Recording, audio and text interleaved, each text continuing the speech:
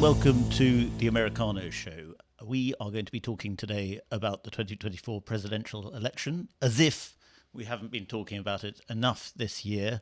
But I do have a very excellent guest to talk about it with, and it's not someone we've had on the show before. His name is Cenk Uygur, and he is the host of the Young Turks program and a prominent and often very loud voice on the American progressive left.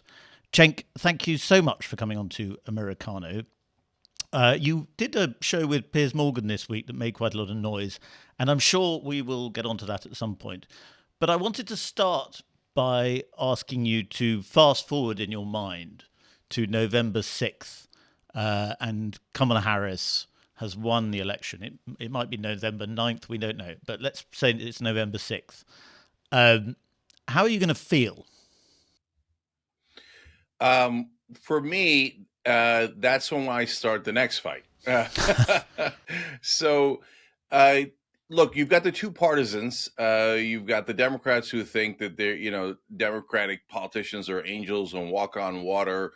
And when they take donor money, it never affects them because they're the aforementioned angels. And then you've got the Republicans who think, Donald Trump is a sane human being. Which is like madness, total madness. And so they're going to believe the two sides. But I believe that the great majority of Americans are not on those two sides. Like, yes, they've got huge chunks, at least 20% on each side. But 60% is in the middle, just shaking their head like this is just nonsense. So if Trump wins, it's a debacle because we're going to have 4 years of mental instability for the most powerful person on earth. You're going to have the Mad King back, and this time even madder and more kingy rather than believing in democracy as he showed he doesn't. But for Kamala Harris, a lot of people on the left think, okay, great, we won. So now she's going to do the things she said during the campaign. That's what a rookie thinks. No, she's not going to do the things that she said in the campaign. Number one, she's a politician. They never do. Number two, she's an American politician. And in America, we've pretty much legalized bribery. So once you legalize bribery, the politicians will always serve the donors. So the next battle on November 6th will be, okay, now holding Kamala Harris accountable. And then when we try to hold her accountable and we can't, because that's what happens every time, then my next plan is to start a populist uprising against the establishment. Because I'm not in it for Kamala Harris. I couldn't care less about Kamala Harris. I'm not in it for the Democratic Party. I'm in it for the American people. And we've got to get rid of both of the threats to democracy. The first one is the fascist one. And then the second one is the corporate rule establishment that has actually helped to destroy democracy in America. And we need a populist uprising from the left to recapture our democracy. You're very concerned, I've noticed, about the agglomeration of corporate power. And Joe Biden, who had a very flawed president, has had a very flawed presidency, and you were one of the early voices on the left saying he has to go. But one of the things that his administration appears to have been willing to tackle, which is something I think you're concerned about, is monopolies. He signed an executive order promoting competition of the sort of democratic capitalism that I think you believe in. Do you think Kamala Harris will carry that on, or do you think Biden wasn't really succeeding on that front anyway? Yeah, both. In the negative, not in the affirmative. Okay. So number one, Joe Biden was pretty good on National Labor Relations Board, on monopolies. You're right. I always give credit where credit is due. And if the Democrats did, if they did 50% of what they promised, I'd say, oh, great. If they did 40% of what they promised, I'd say, that's pretty spectacular. Okay, we'll get the other 40% next time. I got it. I'm a reasonable, practical person. Because a lot of people have the sense of like, oh, if you're a populist, you must be a radical or irrational or extreme. No. Corporate rule is extreme. We're just trying to get back to sanity, right? So in the case of Joe Biden, he was not what he was hyped up to be. He was good on the things that I just mentioned and a couple other things. But overall, he did nothing to get money out of politics. And donors always came first. Like, the reason people are a tiny bit excited about Biden is because after he took care of all the donors, he would also give a little bit to the people. And people are like, wow, a politician that has given us the crumbs. Okay, we'll survive another day. And so I can give you so many examples of things he didn't do on purpose. All right, I'll give you one. I give two. Minimum wage here in America is $7.25 an hour. It's $15,000 a year. No one can live on it. It's absurd. It's insulting. It's almost humiliating.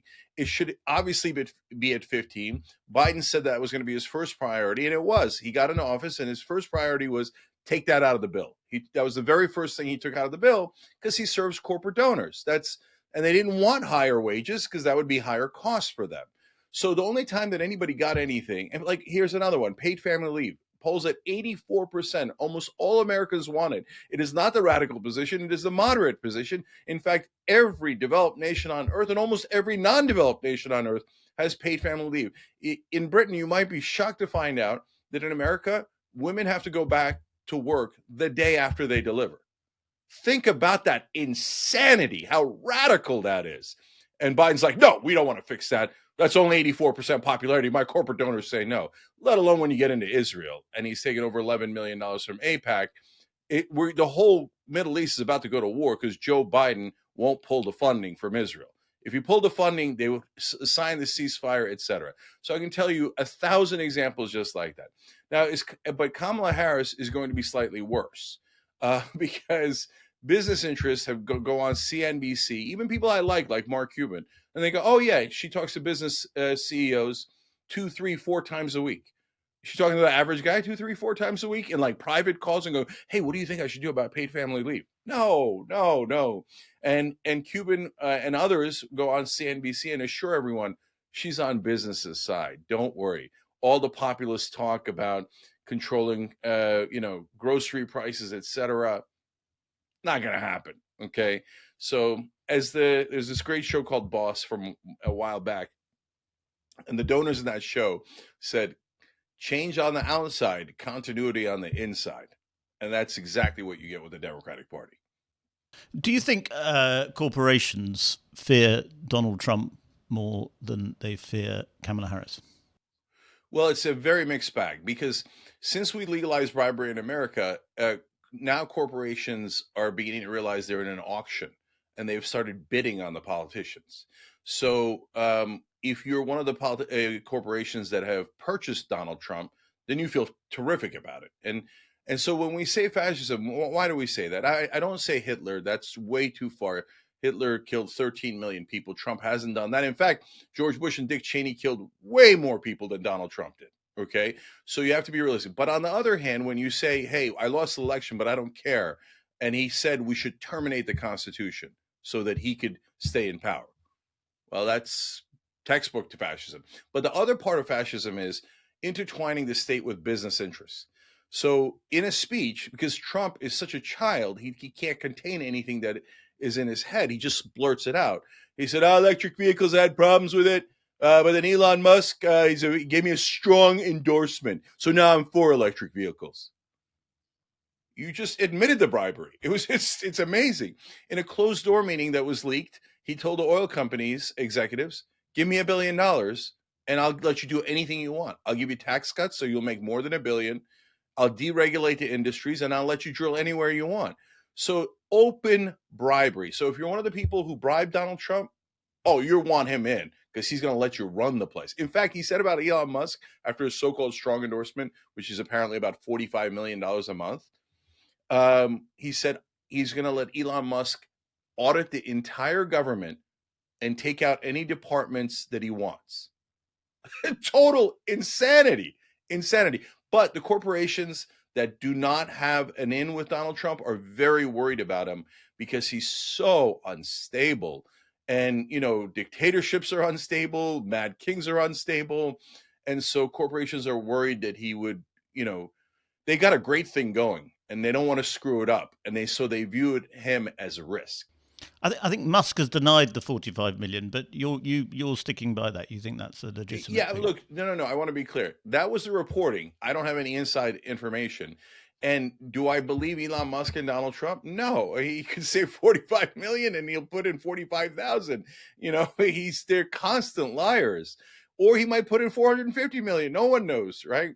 But here's the one thing I know for sure, other than the public reporting, which is that Donald Trump, if he didn't get the money, would not be playing nice. If he got a lot of money, he'll say, "Nah, I'm for electric vehicles. I got a strong endorsement." That means I got a lot of money. Yeah. Um, if Kamala Harris wins, it will be in large part, I think it's fair to say, down to the issue of abortion, which is a win for Democrats at the moment and a losing issue for Republicans. You are a Muslim. I think you call yourself a cultural Muslim. Correct me if that's wrong.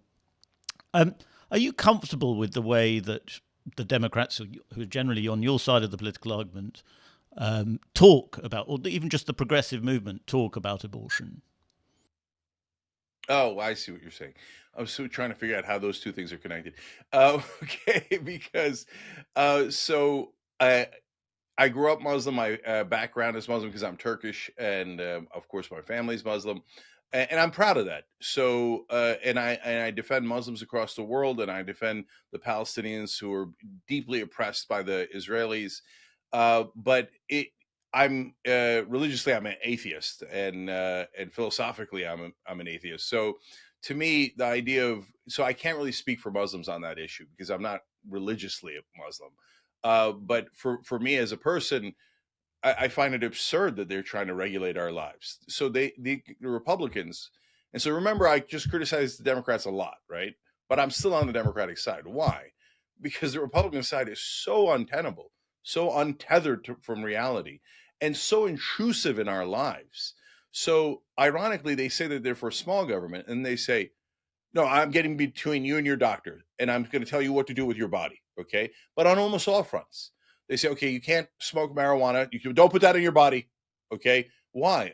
My God told me 2,000 years ago, maybe, kind of, not really, that you shouldn't. So I'm going to tell you what to do with your. No, don't do that. Don't have that kind of sex. Don't have that kind of relationship. Don't get into that marriage. Don't, you know what? You're rapist. You have to have their baby. The government, big, giant, awful, tyrannical government has told you you must have your rapist child and take care of it for 18 years. That's insanity. No way. I'm never. So as long as the Republicans are culturally conservative, where they demand that we all follow their antiquated, ridiculous rules from thousands of years ago, I will never, ever be a Republican. And you'd have to be crazy to be a Republican.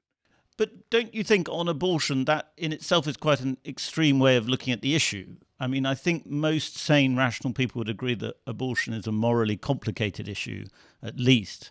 And yet the Democrats, when they talk about reproductive freedom and they talk about rape and incest and egregious examples of how abortion laws, anti-abortion laws, might affect people in certain cases, they're not talking about the fact that there are 1 million abortions in America every year, and the vast majority of those are not because of those reasons, and that there are very valid moral arguments why you might think abortion is wrong. Do you not think that I don't think there are, actually. Right. No, I don't agree to that. You don't think there's No. any So moral argument against abortion? yeah, so let's break it down. So first of all, you're looking at it from a Western perspective.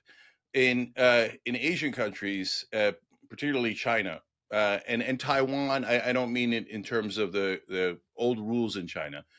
They view abortion as like knee surgery. They're totally confused by the West making it some sort of weird moral issue. They're like, "What do you mean?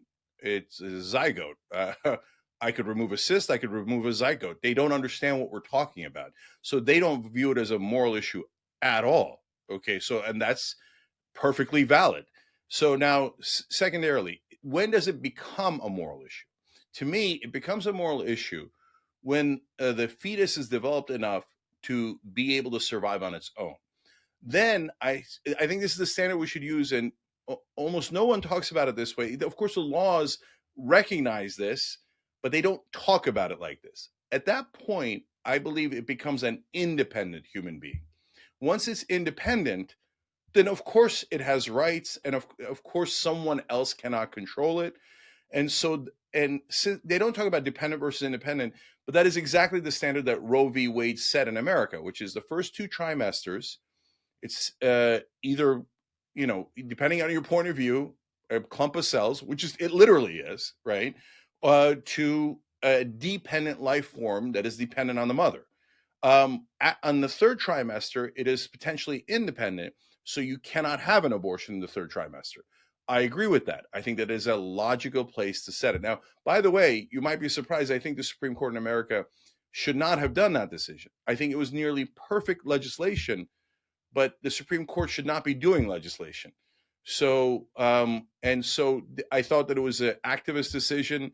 I don't see anything about trimesters in the U.S. Constitution. So I do think it was decided wrong, but I wish that they would take that ruling and make it law on a national level as soon as possible. And that's another reason I want Democrats to win. But this whole idea that the right wing has that their morality is the morality and they will judge everyone else and shame them and go, oh, you're being immoral, you're a bad person. No, brothers and sisters, we don't have the same agreement. We don't see it the same way. So you can't, you know what? I think you're a bad person because you like to take women's rights away and say, no, men should get to decide what women do. Okay, then we could play this game all day long. You think I'm immoral? I think you're deeply immoral. So let's get to a reasonable conclusion, which is that first 2 trimesters, of course, the woman should get to decide what to do with her body.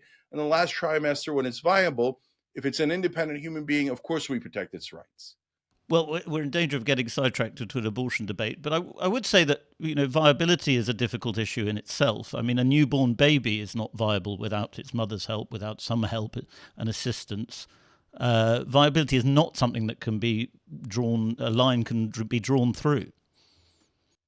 Yeah, no. Look, just because something isn't perfect doesn't mean that it shouldn't be the standard, because there's nothing that's necessarily perfect. So, meaning that, first of all, once it's born, it doesn't need the mother. So, it would be ideal, it would be lovely, and that's what we all want. But it can survive without a mother, and so if it's viable, it can definitely survive without a mother. If it can't survive without the mother, then it's dependent, and the mother gets to choose.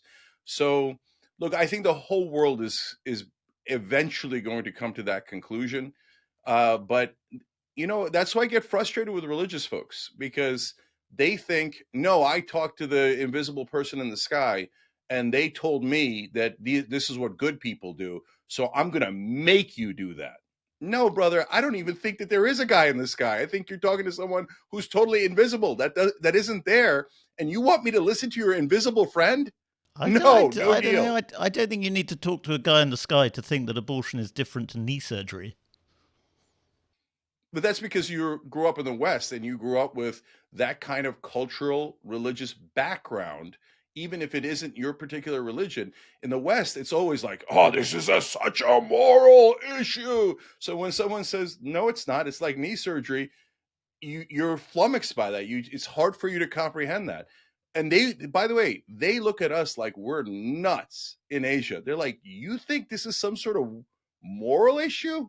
Mm. Like, what? I'm just gonna have a normal, like, okay, like, I mean, look, I don't want to speak for everyone, and I don't speak for all of Asia, and I'm sure some folks there have different points of view on it. And by the way, let me just note also, the Bible is pro-abortion. They've been lying to you the entire time. Numbers 5:11 through 31. If you think your wife cheated on you, take her to a priest. He'll give her a toxic potion, and the invisible man, if he saw that she was cheating, will actually abort the baby. God does the abortion in the Bible. Read your own Bible. Your religious and political leaders have been lying to you your whole life. Right. Let's move on. The issue of Gaza and Kamala Harris. If she is going to win, this is going to be an ongoing sore point on the left and for people like you. If she loses, it could well be because of the people in Dearborn, Michigan. How do you think that's going to play out in this election? So, look, there's 2 different things. There's, if things continue on the path that they're on now, although let's just say without any change, okay? Well, then it looks like Kamala Harris got past the Dearborn, Michigan problem, whether it was right or not right. Because right now she's up by about 4 or 5 points in Michigan, and Biden was losing Michigan. So, look, I don't want to be too arrogant, but on the Young Turks, we're truth tellers. So we said Biden is obviously too old. He's obviously going to lose. And people are like, oh, you hate the Democrats. I'm like, no, I'm voting Democrat. But I don't want a guy who's obviously going to lose to Donald Trump. And so now he was down about 8 points overall. Now Kamala Harris is up 5 points. It's a gigantic, world-changing 13-point difference. That's nationally. And then Michigan, she's gone from the Democrats losing to up 4-5. So if things continue as they are, she'll win Michigan and probably win the election. But Wisconsin is still super close. So, but things are probably not going to continue as they are, because Israel basically just declared war with that pager attack. Instead of signing the ceasefire deal, they re-attacked, and then after that they did the walkie-talkie attack, and then after that they did artillery strikes and airstrikes. So they've basically launched a war against Lebanon and Iran. So now, of course, Hezbollah and Iran are going to retaliate, and we're going to get into a giant mess. And by the way, terrible news for the rest of us. Not only is it going to be an awful war with maybe hundreds of thousands killed, but U.S. and U.K. have to pay for all of it. Israel, the minute that the U.S. is attacked, because they will be, because we have our aircraft carriers there, and we're going to fire into Iran or Lebanon or whatever, and then when they fire back, if they hit us, any of our ships, then all of our corrupt politicians in the United States and in Britain will come out and go, oh, Israel is a special ally. These dastardly Iranians have hit us for no reason at all. We have to murder all of them, and we have to pay for Israel's entire war forever and ever and ever. And then you're going to get a real populist uprising, because everybody's sick of paying for Israel's wars. So if the war starts immediately, which is really close to starting on a much grander scale, then all bets are off, and nobody knows who's going to win the election. It's impossible to determine. Is it the case that Kamala Harris has got away so far with, like a lot of Western politicians, speaking out of both sides of her mouth on this issue? She says simultaneously what Israel's doing is wrong and we should be very concerned about that, at the same time as saying she supports Israel.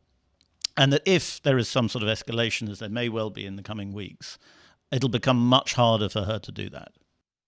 Yeah, that's exactly right. That's right. So she's definitely speaking out of both sides of her mouth.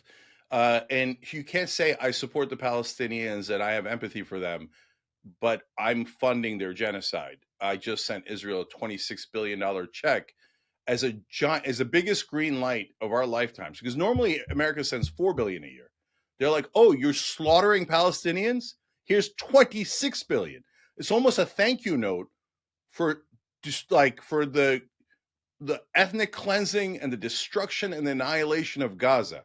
So that's what she supports. The rest of it is BS. Oh, yeah. Oh, I like Palestinians.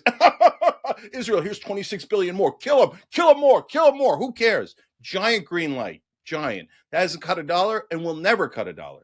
AIPAC has given her over $5 million in her lifetime before she became the presidential campaign. Now she's going to, and that's just AIPAC, not even the AIPAC aligned groups, not even other individual donors aligned with AIPAC, etc. They've given Joe Biden over $11 million in his career. The number one donor for the Republican Speaker of the House is AIPAC. Look, guys, AIPAC is and Israel is not a special lobby. In America, all the lobbies buy all of our politicians. So the drug companies give even more, the oil companies, the defense contractors, but a lot of them are aligned on one thing. War in the Middle East would make them a ton of money. It would serve Netanyahu's interests. It would serve the oil companies' interests, because then we would have instability in the Middle East and oil prices would skyrocket. And it would serve defense contractors' interests, who literally get rich off of war. So Kamala Harris will serve them. Donald Trump will serve them. And that's why we need an uprising, because these guys are 100% corrupt. To what extent are your objections to what the Democrats and Republicans say about Israel to do with the fact that it's America supporting Israel? If Israel was able to fight these wars without American support, if Israel was able to wage a successful war against Hezbollah without American support, how exercised would you be about it as a foreign policy issue? So it's a great question, and I should complete the last thought too, which is that if a giant war starts, it is clarifying to your point, because at that point, Kamala Harris can't say, "Oh, golly gee, I'm sending them more money to kill more Muslims and to start more wars. But Muslims, I really care about you." Wink. That's not going to work as you get into a giant, giant war that the whole world is seeing with their own eyes. So, in terms of in my interest, so I think what Israel, so I come at it from an interesting perspective. I want there to be a beautiful, safe Israel, and I want to go there. I mean, I don't know that I'll ever go there now because they're killing American. I'm a Muslim American journalist. They've already killed two of us. There's no way I'd go there and risk my life. It's a terrorist state at this point. But I do envision a safe haven for Jews in Israel that I would love and cherish. But they've got to get out of this oppressor and occupier mentality. It's ruining the country. And so right now, I think that they are acting deeply immorally. And I don't even think it's arguable. The only way that you would argue that is if you say, well, I mean, 1,200 Israeli lives were lost, 41,000 Palestinian lives were lost. But obviously, the Israeli lives are way more important than Muslim lives. Muslim lives are nearly worthless. That's the argument people are making, even if they don't realize they're making it. They killed a stadium full of women and children. Imagine a stadium filled with 25,000 women and children, all dead. And that's what Israel did. And and now they're saying we're going to do it on a bigger scale. So I think the current government of Israel is about as immoral as any government on the planet. Yeah, North Korea and Syria are worse, but we're having a conversation about whether they're as bad as North Korea and Syria. Jesus Christ. Okay. So, but you're right that I care more about it because they're making us pay for it. Yeah. Look, you want to do atrocities? Like there's atrocities across the world. And I hate what Kim Jong-un is doing, but there isn't much I could do about it. But if you say to me, now America is giving Kim Jong-un $26 billion to do concentration camps in North Korea, then I'm going to be super mad. I don't know why I would fund that. That's nuts because it makes Americans, the citizens, morally culpable. I don't want that culpability. I don't want to help their ethnic cleansing. I don't want to slaughter Muslims with our money. Well, yeah, I mean, I'm very pleased to hear you talking about not slaughtering vulnerable life, particularly after what you said about abortion. But let's not go back to that. I'm being petty. Let's go let's fast forward to another scenario. Donald Trump wins the election November 6th, November 9th, let's say. How are you going to feel then? Do you think that's the end of America as we know it? No, that's the thing about Donald Trump. You never know what he's going to do. For a number of reasons. Number one, he'll serve whoever bribes him last. Number two, he does have a slight advantage, which is that he always screws over his creditors. So he's had 6 major bankruptcies, and he said on the record, it's good business not to pay back your loans. Like these suckers, they gave me money, I used it, and I didn't pay them back. And he thinks that's good business. No, that's called a bankruptcy. And by the way, I think there's moral culpability in saying I'll pay you back and then knowing all along you're not going to. So, so is there some chance that Donald Trump could be a wild card in a positive direction on unlimited issues? So, like for example, he's taken $100 million from Sheldon Adelson in 2016, and another $100 million from him in 2020. And Sheldon Adelson is a right wing supporter of Israel, and now he passed away, and his wife Miriam Adelson, his widow, is now giving Trump another at least $90 million in this election cycle. By the way, again, if you're not used to American politics, isn't it amazing? Like the open bribery that happens, and then the press is like, "Oh, great news for Donald Trump! He got $90 million." That's not great news. That's a $90 million bribe. Anyway, so he's apparently, according to the reporting in Israeli press and U.S. press, promised her that he'll let Israel take over the West Bank, just annex it. If that happens, that's another guaranteed giant war in the Middle East. But it's possible that Donald Trump comes in and goes, I won, so I don't care about any of you. I'm just going to do whatever I want to make myself even richer, right? Oh, the Saudis are giving me money? Okay, now I'm on the Saudi side. I'm no longer on Israel's side. Okay. It's not impossible. So, but don't hang your hope on that because the guy's a wild card madman. So he, on the other hand, he could be like, "Oh, Israel wants me to nuke Tehran. What do I care? Yeah, sure. Oh, how much? Oh, the check cleared. Boom, press the button. Right? Total madman. So I don't know what's going to happen, but I know we're going to have 4 years of, let's put it this way, psychological terror. Because every morning you're going to wake up and go, "Oh, what did the Mad King do today? And how much trouble are we in?" So just to summarise, then he's less likely to be beholden to his donors, and that's good. But it's totally unpredictable who he will be beholden to or what he will do. Yeah, and he makes decisions based on the last person in the room and the last check that cleared. So, what if a terrible guy goes in the room? And by the way, he's surrounded by nothing but terrible guys, and he's a terrible guy. He has no empathy for any other human beings. That's why he called soldiers suckers and losers. He's like, I don't get it. Why would you help anyone else? Why would you risk your life for another human being? It just doesn't compute for him. He lacks all empathy. I almost sympathize with him because he doesn't think like us. You think like, oh my God, another person, I don't want him to get hurt.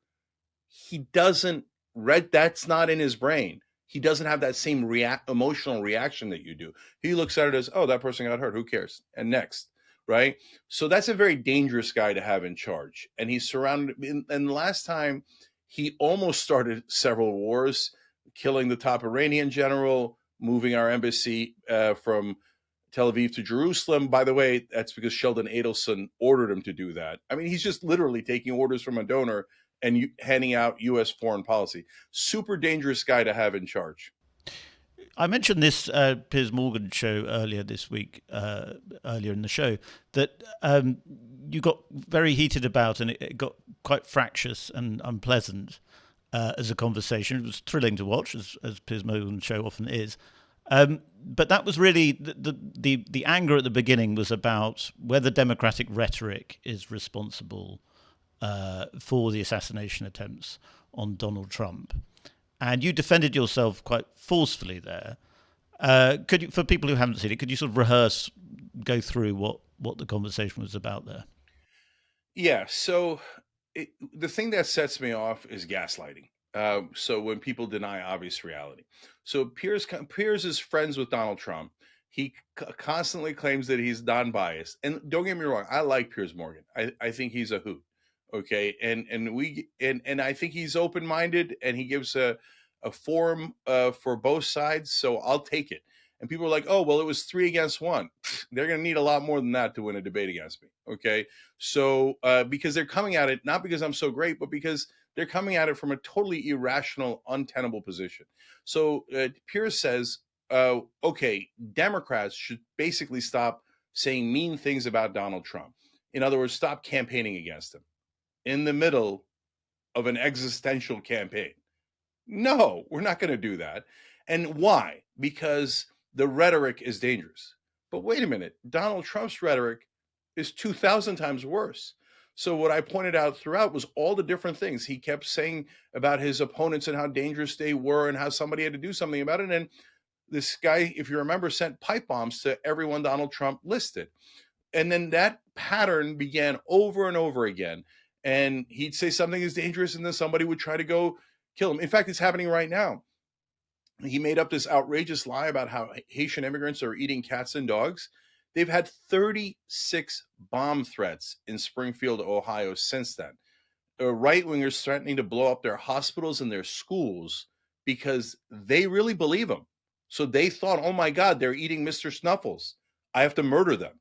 So as Trump is doing this massively violent rhetoric, saying he's going to take out, he's going to arrest his opponents. He says in his rallies, if anybody does physical violence, he'll pay for it for the lawsuit.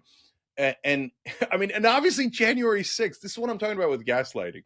So they have a riot where they attack the United States Capitol based on Donald Trump's rhetoric. Then they turn around and go, no, it's actually Democrats who have the dangerous rhetoric because they accurately pointed out that he attacked democracy. Shh, don't campaign against Trump, but he can say any violent thing he likes, including saying that Nancy Pelosi's husband who got his head smashed in with a hammer by one of Donald Trump's fans. Trump has repeatedly joked around about it, like, ha ha ha, isn't it funny that he got his head smashed in? Well, then you've lost all, ability to say that you're verklempt, you're bothered by people criticizing you on normal political grounds. So it's a ridiculous argument. And all three of them are like, oh yeah, I think the Democrats should stop campaigning. Oh yeah, they should let Donald Trump say anything they want, but Democrats, you shouldn't say anything back. Okay, no, I'm a warrior for the left, and I'm not going to stand for that kind of nonsense.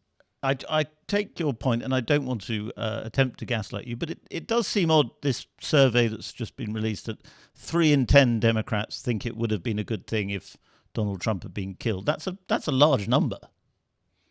Yeah, that's really disturbing. And so we've been talking about these set of polls for a long time on the Young Turks. And so now 41% of Republicans think that political violence is justified.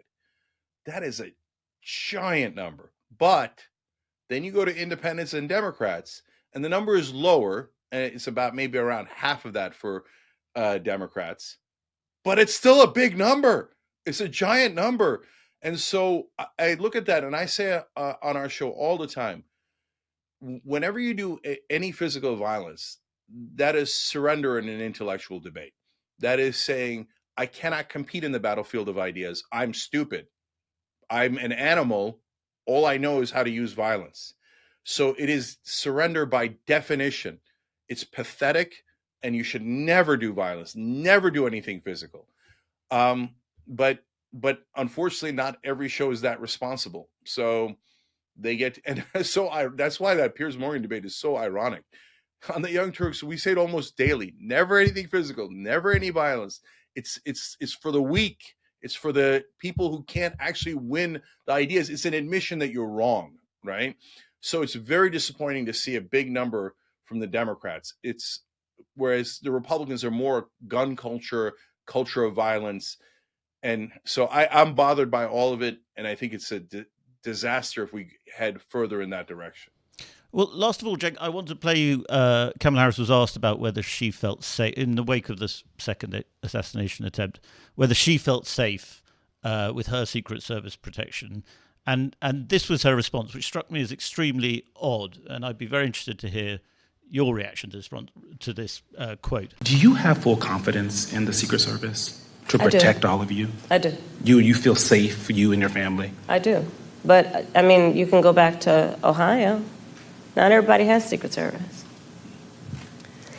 And there are far too many people in our country right now who are not feeling safe. I mean, I look at Project 2025, and I look at, like the Don't Say Gay laws coming out of Florida. Members of the LGBTQ community don't feel safe right now. Immigrants or people with an immigrant background don't feel safe right now. Women don't feel safe right now.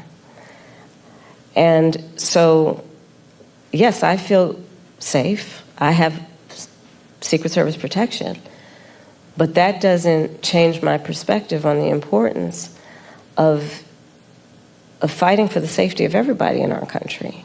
It's a little disjointed, and I wish she'd made it a tiny bit clearer, but I get it. She's saying, look, I'm not worried about the Secret Service. That's probably where she should have just left it. But she said, basically, she's trying to say, like, but I'm a person who's running for president. I'm the vice president of the United States. Of course, I feel safe, but I'm worried about the average American that doesn't feel safe. Whether you're someone who's gay in Florida and they pass a Don't Say Gay bill and you feel threatened, whether you're a woman who might have a complication of pregnancy and you don't feel safe, and when she mentioned Ohio, she was probably talking about the 36 bomb threats that I mentioned earlier against immigrants. So I don't think that was that bad an answer. I get what she's saying. You don't think it's slightly muddling therapy speak with political speak? Because she's talking about people feeling unsafe sort of generally and possibilities about their lives rather than a kind of direct mortal threat. Not really. I think we're stretching. Look, I think that there was a moment when Kamala Harris was vice president where she would give interviews where I was perplexed at her answers. And I agreed that she was doing what we now colloquially call word salads.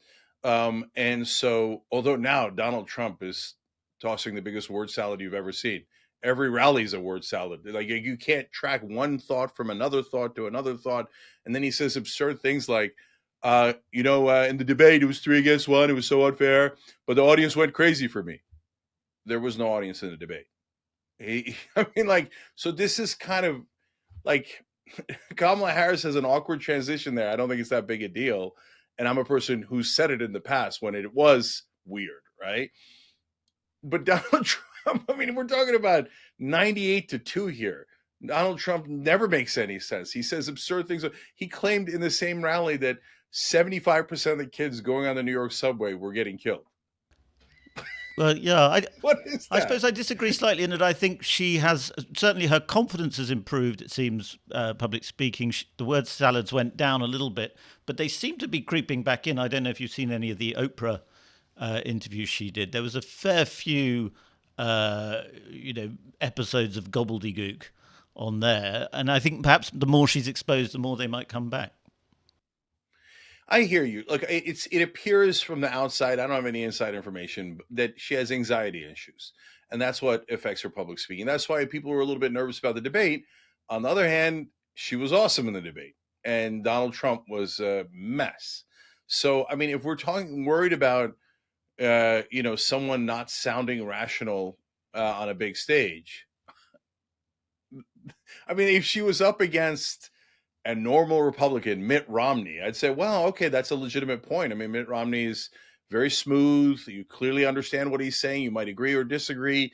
He's very stable, though, and nobody would say he's, et cetera. Then we're having a real conversation. But when you put her up against the guy who recently escaped from a mental asylum, it's kind of absurd. Obviously, Trump is a much, much bigger problem. Cenk, thank you very much for coming on to the Americano Show. It's been a great privilege to listen to your views. Thank you so much. I appreciate it.